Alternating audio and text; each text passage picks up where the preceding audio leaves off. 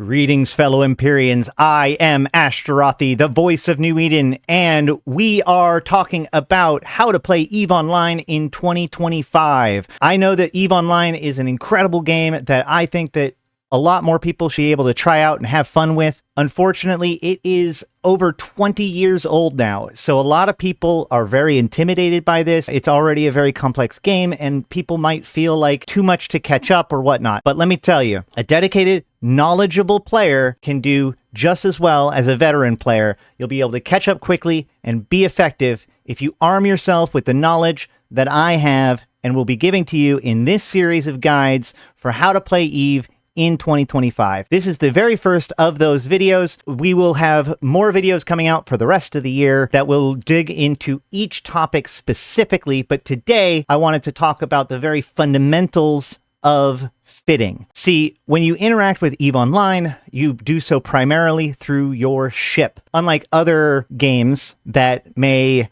have you roll a class or do some sort of, like you select your role. In EVE, your role is more defined by what ship you are using at that time, which means you can simply change roles by changing your ship and fit. So what ship you use, what fitting you use is paramount to how EVE works. And fitting is honestly very intimidating for a lot of people, but hopefully with these guides, we'll be able to demystify a little bit of it and empower you to make some smart decisions with your fitting. Today, while I do have plenty of videos that are going to drill into each topic individually, today we're going to go over just kind of the general fundamentals of fitting. So if you like this kind of thing, please don't forget to like and subscribe. But without further ado, let's jump into it. With a ship, the basic setup is the ship itself and the fit. The ship has bonuses that you can look at in the show info panel. By looking at the ship's information, you will see that it has several bonuses. These bonuses are what defines what that ship is good at. Now, all ships have a size and a type,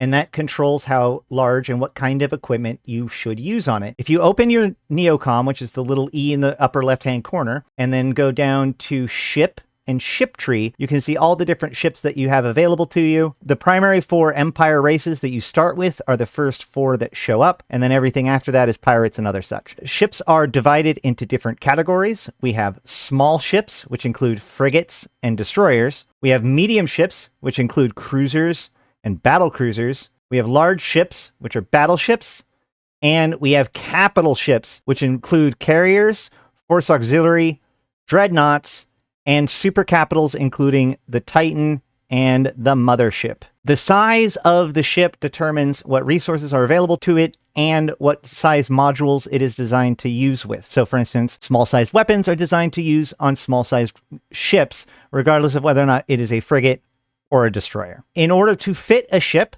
you must consume specific resources. Every ship has a certain amount of resources in the form of power grid, CPU, and calibration, as well as the slots for their fitting. So if we go to the fitting tab of any given ship, we can see that this ship has 126 teraflops of CPU output and 85 megawatts of power grid output, as well as 400 calibration. We have 8 turret hard slots, 8 high-powered slots, 2 medium-power slots, 3 low-powered slots, and 3 rig slots. No ship other than the Tech 3 cruiser can change what slot layout it has. So that really does define what kind of ship that you can have, because every module, which is equipment for your ship, how you modify your ship, every module can only fit in one of these slots.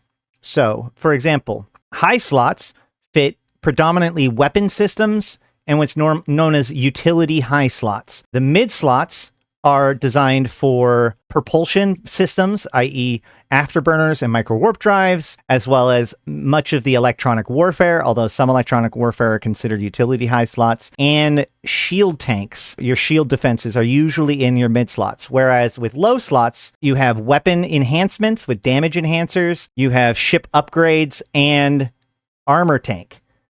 So each one of these slots kind of have their own specialties, and therefore how the slots are laid out will help determine what kind of ship it is. For example, this ship, being an armor-focused ship, has more low-slot power slots than medium power slots. But if we went to, say, the Caldari and went to their destroyer, we'll notice that it has 4 mid slots and 2 low slots. So generally speaking, armor tank ships will have more low slots than mid slots, and shield tank ships will have more mid slots than low slots. We will be discussing more about tank and differences about tank in a future episode, as well as weapons and all these other module types. For now, we're just going over the basics. Now, in order to actually fit something into these slots, we will need to have CPU and power grid. You can see what kind of things can fit onto a ship by right-clicking the ship and go to Simulate Ship. This brings up the fitting simulator, which allows you to experiment with your fit freely without having to own the modules or anything. You can click on the hardware button to see all the different kinds of hardware, and there's a bunch of different filters that let you filter for high slot, mid slot, low slot, drones, etc. You can control only things that are allowed to be put on this particular ship, only things that this ship has enough resources to put on. That's total resources, not current resources, by the way. And things that you have the skills to use if you don't want to have to accidentally learn that you don't have the skills to use something as you're fitting it. As you can see, if I look at the energy turrets, this dual beam laser controls the CPU and the power grid, and we can also see them up on this bar here. We can right click and show info to see that it takes 7.5 teraflops of CPU and 6.3 megawatts of power grid usage. That is from the total that I have available to me. Now, you'll notice that these numbers are green. That means that I have something about my character that is influencing this in a positive way. I can hover over it and see that I have the skill Advanced Weapons Upgrades, which is reducing the power grid requirement from 7.0 to 6.3. So unlike slots, where slots cannot be modified within the ship, the power grid and CPU can be both the ship's power grid and CPU. If I exit the simulation and look at the ship that I'm currently in, we'll be able to see that its power grid and its CPU has actually been increased from 400 to 500 from CPU management and power grid management. There are skills and implants, so you can increase the ship's power grid and CPU through the use of implants, skills, and rigs, specifically CPU management and power grid management for power grid and CPU. But you can also reduce the cost of the fitting for different items. Advanced weapons upgrades, shields upgrades, missile launcher rigging skills, weapons upgrades, electronic upgrades, energy grid upgrades, turret and drone rigging skills all can either reduce how much CPU and power grid a certain module requires, or it can increase the amount of power grid or CPU a ship has. In addition to that, there is a set of implants, the that are a 600 series, which are the EG60 series and the EE6 series. When an implant has 6, by the way, at the very beginning, that means it goes in the slot 6. EG stands for engineering, EE stands for electronics. So we can see, and the number at the end is the percentage. So an EG603 will increase the power grid by 3%. So all of these things can be used to help be able to fit a ship. Often with a newer player, if you get a ship fit from someone else, you might not be able to fit all of the things. You know, even though you could use all the modules theoretically, you might not have the fitting for it. So just my quick piece of advice for people that are in that situation, if you are new, is the very first thing that you should check out is, like, let's look at the fitting. This is a fitting that I have. If I simulate it, I can take off this afterburner and I can put on an oversized afterburner. And now my power grid is blown out. This takes too much power grid, and I can tell this by hovering over the power grid bar that is flashing. So I can see the actual percentage of the power grid bar, and I can see I'm 23% over power grid. That's going to be a lot to make up. By the way, there are also modules that you can use to upgrade your power grid, including reactor control units and other such things. But we'll talk about those when we get to those kinds of modules in future episodes. In the meantime, this is just teaching you that there is power grid and CPUs that are considerations along with slot layout, and that you can look at the actual ship or the module information to see what the power grid and the CPU for the different modules are. Now, the biggest thing that helps a lot is there are certain modules that have a lower power grid consumption than others. So, for instance, if I switch this back to the Afterburner 2, it still does not fit. It barely doesn't fit. I'm 0.12 power grid over with the Tech 2 Afterburner. So I can actually show info on this Afterburner and go to variations and see that there's one that's called Enduring and the one that's called Compact. Whenever a ship says compact, that means it takes less fitting than normal. I can remove this afterburner and put the compact one, and without losing very much performance at all, it now fits completely. Faction modules and whatnot are also often better for fitting, but are also more expensive. Again, another thing that we'll look at deeper. This is a very early fly through of the topic. The other thing I wanted to point out is that rigs, every ship has a certain number of rig slots, and every ship has a certain number, a certain amount of calibration. These, like slots, cannot be changed. Even calibration. There is no way to actually increase calibration within a ship. It is locked in place, with normal standard Empire T1 ships having 400 calibration, pirate ships having 350 calibration, and Tech 2 rigs taking 50% more calibration than the Tech 1 rig version. All of this is a balancing act to building good fits. Each ship has a distinct purpose, which is helped to define by its primary bonuses, but those purposes can either be reinforced or played around with by how you fit the ship, coming up with all kinds of different ways of flying ships, both as they're intended and not. Okay, well, that is about it for episode 1 on the basics of fitting. However, it was pointed out to me that the original recording, I missed a key piece, and so I wanted to be able to add this piece at the very end to give you guys something to work with, especially before we get all of the guides and everything out. If you are looking for good fits, we want to look into where we can find it. So first of all, you can find good fits in the community fitting browser. If you open up your fitting window in-game, and go to hulls and fits, you'll see that there are several filters down below. Now, the first one is your personal fits, which you probably don't have any saved yet if you're pretty new. You have corporation fits, which you may or may not have based on what your corporation is putting out. But then you have community fits. Community fits are fits that have been picked up by the community. They're made by the community, approved by CSM, put into the game by CCP, and they end up making some really good basic fits for you to get your understanding around. Everything from some Enforcer frigate fits, some other good examples. A lot of people like to do this SOE Epic arc after doing their career agents. So there's an SOE Epic arc fit for each race. There's at least one destroyer set up for this. So these are good places to not only find your first fits, but you can look at these and try to understand what makes these good. Like, obviously the top tier is all weapon systems, as many as they can fit. You have a micro warp drive to go faster. You have a capacitor booster to help make up for the fact that all of this stuff takes a lot of energy. You've got your armor repairer for repping, and then you've got your heat sinks for more damage, and kinetic armor reinforcer, explosive armor reinforcer, and thermal armor reinforcer to help prevent against those damage types. So this is a pretty solid fit that you can start with and you can work on. Another thing you can do is if you want to upgrade these fits, or if you have another fit and you want to downgrade it, we talked about this earlier, but we can see here that I have a compact armor repairer here. Compact means that it takes less fitting